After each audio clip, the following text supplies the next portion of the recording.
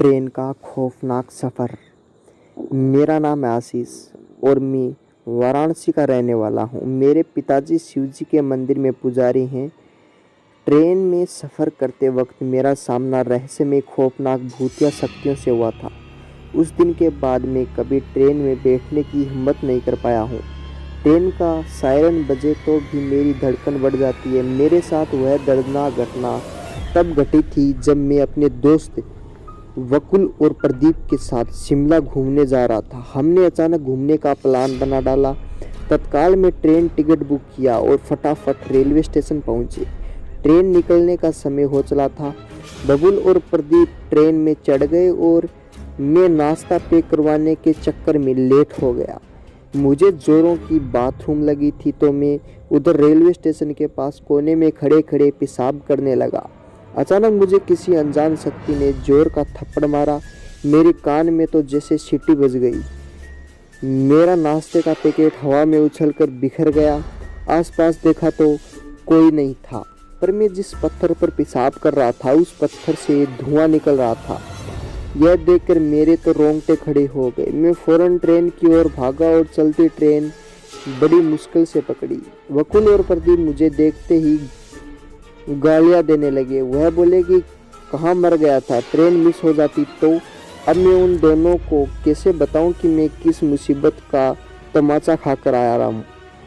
Train ने रफ्तार पकड़ ली और हम तीनों दोस्त भी मस्ती में मस्त हो गए। वकुल और प्रदीप से मैंने तमाचा खाने की और पत्थर से धुआं निकलने की बात बताई, पर वह दोनों तो मुझ पर हंसने लगे। रात हो गई थी। हमने ट्रेन में ही खाना ऑर्डर किया और फिर कुछ ही देर में हम ट्रेन में बातें करते करते सो गए। वकुल और प्रदीप की ऊपर गैस थी और मैं नीचे खिड़की के पास सो गया। तकरीबन रात 3 बजे ट्रेन किसी वीरान जगह पर रुक गई। मेरी आंख खुली तो खिड़की से मैंने झांका तो देखा कि बाहर झाड़ियों के पास वकुल खड़ा है और उसे किसी विकराल डरावने आदमी ने गले से पकड़ रखा है। मेरे तो होश उड़ गए। मैं फौरन प्रदीप को जगाने लगा तो देखा कि प्रदीप भी अपने बर्थ सीट से गायब है। मैंने फिर से खिड़की में झांका तो देखा कि प्रदीप को भी उसी वकुल के पास किसी चुड़ैल जैसी डरावनी औरत ने जमीन पर गिरा रखा है और उसने प्रदीप की छाती पर पैर रखा हुआ है। मैं अपने दोस्त की मदद करने के लिए फौरन भागता हुआ ट्रेन के नीचे उतरा और तभी अचानक देखा तो वकुल और प्रदीप गायब हो गए और वह दोनों विकराल व्यक्ति भागकर मेरे पास आ गए। अब उस चुड़ैल जैसी औरत और उस डरावने विकराल आदमी ने मुझे पकड़ रखा था। डर का आलम यह था कि मेरी हलक सूख चुकी थी और मेरे मुंह से आवाज़ तक नहीं निकल रही थी। वह चुड़ैल जैसी औरत बोली कि हम दोनों रेलवे स्टेशन से तेरा पीछा कर रहे हैं। हमारे रहने की जगह को तूने गंदा किया है, इसलिए अब हम तुझे अपने साथ ले जाएंगे और तेरे खून से वह जगह साफ करेंगे। इतना बोलकर वह दोनों मुझे झाड़ियों में खींचने लगे। मैं तो अधमरा हो गया था, फिर भी भागने की कोशिश कर रहा था, पर मुंह से आवाज़ निकले तो कोई मेरी मदद को आए ना। तभी अचानक ट्रेन का सायरन बजा और वह दोनों रहस्यमय भूतिया लोग मेरा हाथ जकड़ कर भागे। मैं बाबलों की तरह ट्रेन की ओर भागा और ट्रेन में घुस गया। फिर से ट्रेन चलने लगी। मैं चुपचाप अपनी सीट पर जाकर सो गया। मेरी धड़कनें काफ़ी तेज थी, फिर भी मैंने डरते डरते खिड़की से झांक लिया। तभी देखा तो वह विकराल आदमी और चुड़ैल की जोड़ी सामने झाड़ियों में ट्रेन के साथ दौड़ रहे हैं और उन दोनों के मुंह मेरी ओर हैं। अब मैं खौफ से आतंकित था। मैं दहाड़े मारकर रोने लगा और चीखने लगा। हमारे डिब्बे के सारे मुसाफिर जाग गए और तभी देखा तो वकुल और प्रदीप दोनों कमीने दोस्त अपनी सीट पर से नीचे उतरते हैं।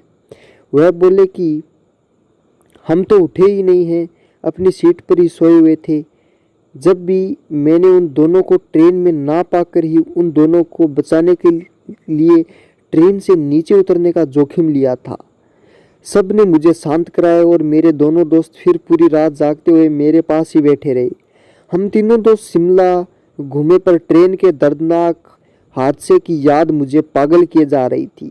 घर वापस हमने बस में ही की, पर आने के बाद भी वह भूतिया जोड़ी मुझे डराती रहती थी।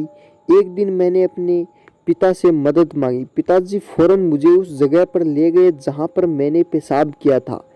उन्होंने पानी की बाल्टी और झाड़ू मंगवाकर वह जगह खुद पानी से साफ कर दी और वहां हाथ जोड़कर बोले कि मेरे बेटे ने अनजाने में जो गलती की है उसके लिए मैं आपसे माफ़ी मांगता हूँ और आप लोगों की मुक्ति के लिए ईश्वर से प्रार्थना करता हूँ।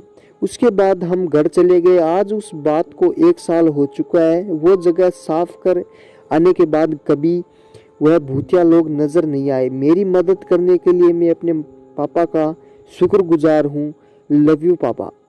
तो दोस्तों यह थी हमारी आज की स्टोरी, ट्रेन का खौफनाक सफ़र। तो दोस्तों आपको स्टोरी कैसी लगी अपने महत्वपूर्ण कमेंट के द्वारा हमें ज़रूर बताएं। अगर अच्छी लगी है तो वीडियो को लाइक शेयर सब्सक्राइब जरूर करें। सब्सक्राइब करने के बाद बेल आइकन को भी प्रेस कर लें ताकि आपको ऐसी ही कहानियों की नोटिफिकेशन सबसे पहले मिल सके। चलिए दोस्तों मिलते हैं नेक्स्ट वीडियो में, तब तक के लिए बाय, टेक केयर, अपना ख्याल रखना।